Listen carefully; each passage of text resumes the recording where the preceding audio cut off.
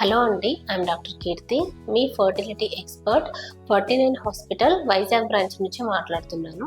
So ఈరోజు మనం semen analysis గురించి డిస్కస్ చేసుకుందాం. సో ఇన్ఫర్టిలిటీ అంటే చాలా మంది ఫిమేల్స్ని బ్లేమ్ చేస్తూ ఉంటారు. మేల్ రోల్ అనేది కూడా చాలా ఇంపార్టెంట్ అనమాట. సో ఈ సెమెన్ అనాలిసిస్, ఇందులో ఉన్న పారామీటర్స్ మీకు కన్సెప్షన్ని డిసైడ్ చేస్తాయి. సెమెన్ అనాలిసిస్లో మెయిన్గా మనం ఏమేమి చూడాలి అని తెలుసుకుందాం. ఫస్ట్, సెమెన్ యొక్క కౌంట్ ఎంత ఉంది, సో స్పర్మ్ కాన్సన్ట్రేషన్ ఎంత ఉంది అనేది important. So minimum sperm concentration at least 15 million అనేది ఉండాలి. మేల్ పార్ట్నర్ ఒక్కటే ప్రాబ్లం ఉంది. సో ఫిమేల్ అంతా నార్మల్గా ఉన్న పేషెంట్స్కి కొన్ని సింపుల్ ట్రీట్మెంట్స్ అవసరం పడతాయి. లేదు కొంతమందికి కౌంట్ అనేది కంప్లీట్గా 0 ఉంటుంది. సో దీన్ని అజూస్పర్మియా అంటారు. సో దెన్ ఈ అజూస్పర్మియా ఉండే పేషెంట్స్కి మనకి ఐవీఎఫ్ అనేది అవసరం పడుతుంది.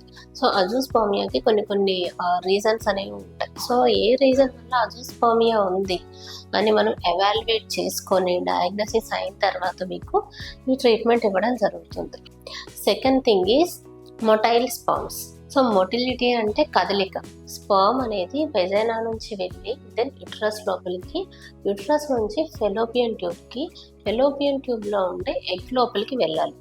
బట్ మొటైల్ స్పర్మ్స్ తక్కువగా ఉండే పేషెంట్స్ ఉంటారు. సో అటువంటి పేషెంట్స్లో ఏమవుతుందంటే ఈ స్పర్మ్ అనేది వెజైనా నుంచి ఎగ్ వరకు వెళ్ళి అక్కడ ఎగ్ని పెనట్రేట్ చేసే కెపాసిటీ తగ్గుతుంది. కాబట్టి మనకు కన్సెప్షన్, ప్రెగ్నెన్సీ వచ్చే ఛాన్సెస్ కూడా తగ్గుతాయి. And the third thing is morphology.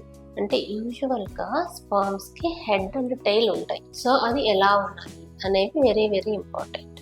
So ఈ మార్ఫాలజీలో కూడా ట్యాపర్డ్ హెడ్స్ అంటారు.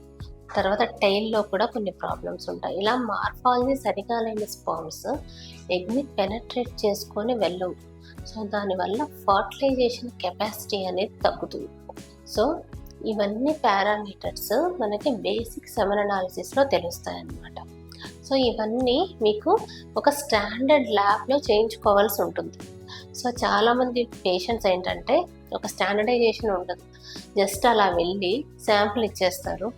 సో మనకు సెమెన్ అనాలిసిస్కి చేయడానికి ఉన్న కొన్ని క్రైటీరియా అనేది ఒక్కొక్కసారి కొన్ని ల్యాబ్స్ ఫాలో అవ్వవు. తర్వాత ఏంటంటే పేషెంట్స్కి కూడా ఎగ్జాక్ట్గా ఎక్స్ప్లెయిన్ చేయరు. అంటే సెమెన్ కలెక్షన్ ఎలా ఉండాలి, సో సెమెన్ ఇవ్వడానికి కొంచెం ఆబ్స్టెన్స్ పీరియడ్ అనేది ఉంటుంది. సో ఇవన్నీ ఎక్స్ప్లెయిన్ చేయరు. సో ఇవన్నీ ప్రాబ్లమ్స్ ఉన్నప్పుడు మీకు సెమెన్ అనాలిసిస్ రిపోర్ట్ కూడా రాంగ్ వచ్చే ఛాన్స్ ఉంటుంది. సో మీరు సెమెన్ అనాలిసిస్ చేయించుకోవడంతో పాటు కరెక్ట్గా ఉన్న ల్యాబ్లో మీరు ప్రికాషన్స్ అన్నీ ఫాలో అవుతూ చేయించుకోవడం అనేది కూడా one of the important thing. So మీరు ఈ బేసిక్ స్క్రీనింగ్ చేయించుకున్నట్లయితే మీకు ఇన్ఫర్టిలిటీలో మేల్ యొక్క మెయిన్ ఈ ప్రాబ్లమ్స్ అన్నీ మనము ఎవాల్యుయేట్ చేయడం జరుగుతుంది. Thank you so much.